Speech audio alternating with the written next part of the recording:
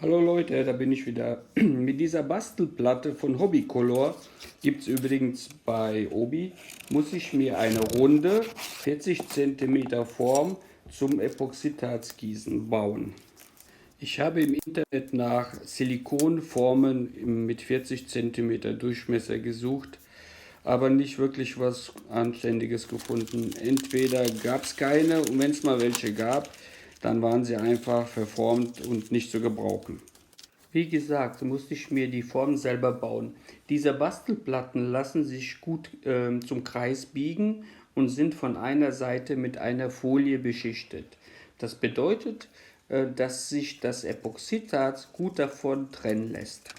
Übrigens werde ich das ganze benutzte Material sowie alle Werkzeuge in der Videobeschreibung verlinken. Auf die Holzplatte habe ich eine ca. 50 cm breite, einseitig klebende Folie aufgeklebt, damit ich später das Epoxidharz gut vom Holz lösen kann.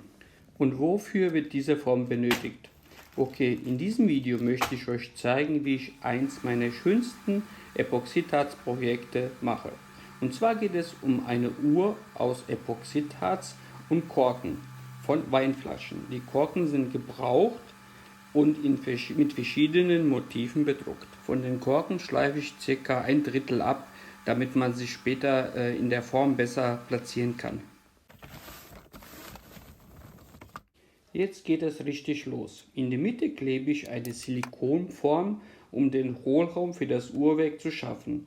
Man kann auch einen großen Plastikbecher zuschneiden oder ähnliches. Wichtig ist die Mindesttiefe für das Uhrwerk zu haben. Das Uhrwerk ist ca. 20 mm hoch, also sollte der Hohlraum mindestens 21 mm haben. Bevor die Korken um die Form platziert werden, muss eine dünne, ca. 2 mm hohe Schicht Epoxidharz gegossen werden. Die Korken sollte man so verteilen, dass ein stimmiges Bild zustande kommt. Man sollte immer zwischen hellen und dunklen Korken wechseln und möglichst verschiedene Motive nebeneinander setzen. Wie das Ganze ungefähr aussieht, habe ich natürlich schon mal ausprobiert, bevor ich das Epoxidharz gegossen habe. Man will ja schließlich sehen, ob die Reihen aufgehen und wie weit man die Abstände zwischen den Korken setzen muss. Ja, das Ganze lässt ihr dann 24 Stunden trocknen und dann könnt ihr mit der zweiten Schicht Epoxidharz beginnen. Die fertige Uhr sollte etwas Tiefe bekommen. Deshalb habe ich das Epoxidharz leicht dunkel eingefärbt. Das Ganze habe ich in 2 Schritten gegossen. Da ja im Kork viel Luft enthalten ist, habe ich das erste Mal gegossen und dann habe ich das ca. 6 oder 8 Stunden leicht antrocknen lassen, mit dem Brenner die Bläschen beseitigt und dann die zweite Schicht gegossen, bis der komplette Kork bedeckt war. Das Ganze habe ich dann natürlich wieder 24 Stunden trocknen lassen. Den goldenen Ring vom Uhrwerk wollte ich unter das Epoxidharz haben, deshalb habe ich ihn erst mittig aufgeklebt. Freunde, ich hoffe, das Video gefällt euch. Wenn ja, würde ich mich über einen Daumen nach oben, ein Abo und viele Kommentare sehr freuen. Danke. Zuletzt kommt noch eine Deckschicht von ca. 2 mm klarem Epoxidharz drauf. Um es blasenfrei zu bekommen, kommt das Harz in die Vakuumkammer. Die Vakuumkammer habe ich natürlich selber gebaut. Den Link von diesem Video stelle ich euch oben rechts in die Infobox rein. Wie man sehen kann, hat die Vakuumkammer ganze Arbeit geleistet und das Harz ist jetzt blasenfrei. Wenn man größere Flächen gießt, sollte man sie versuchen abzudecken, um sie staubfrei zu halten. Ja, jetzt wird die letzte Schicht gegossen. Das Harz ist bläschenfrei und kann gegossen werden.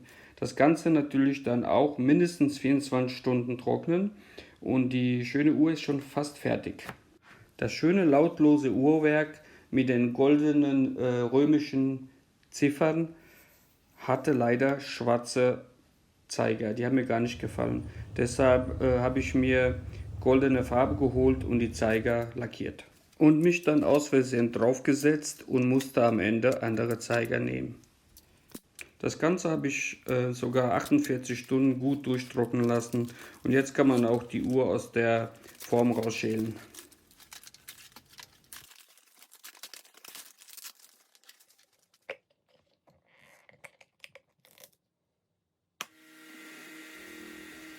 Jetzt wird die Uhr doch etwas bearbeitet. Die entstandenen scharfen Kanten an den Rändern werden abgeschliffen und in Form gebracht. Die Vorderseite wird ebenso verschönert. Mit dem Exzenterschleifer beginne ich mit 180er Papier. Dann geht das weiter mit 240er, 400er, 600er, 800er. Dann folgt 1000er, 1200er. Zwischendurch mache ich das Ganze etwas nass.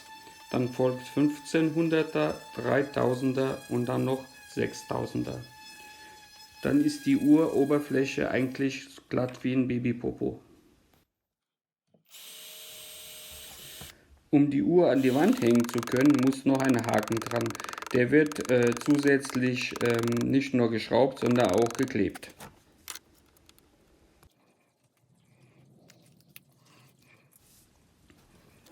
Mit einem 2K Epoxidharzkleber klebe ich den Haken noch zusätzlich an. Vorhin habe ich ja schon erwähnt, das ganze benutzte Material sowie alle Werkzeuge sind in der Videobeschreibung verlinkt.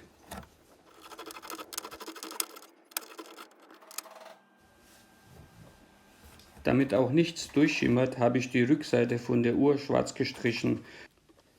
Zu allerletzt folgt noch das Finish.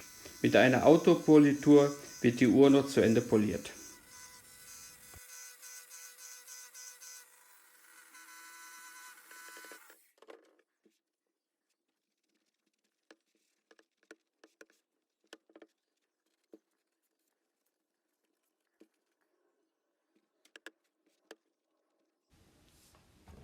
Jetzt folgt nur noch das Loch in der Mitte für das Uhrwerk.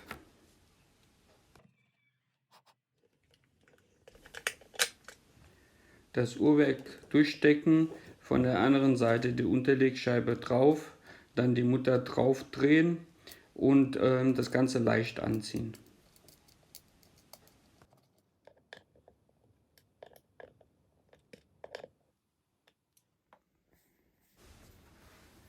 Diese Montierschablone war beim Uhrwerk dabei und die erweist sich als recht nützlich. Man kann so die Zahlen leichter ausrichten, sich die gewünschte Position markieren und dann die Zahlen natürlich auch leichter kleben.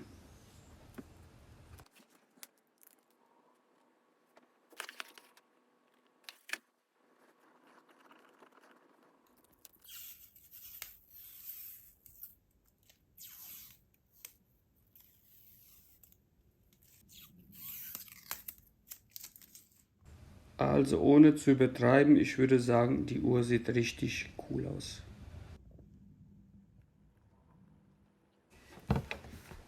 Zu allerletzt werden noch die Zeiger montiert. Erst kommt der Stundenzeiger, dann der Minutenzeiger und zu allerletzt der Sekundenzeiger drauf.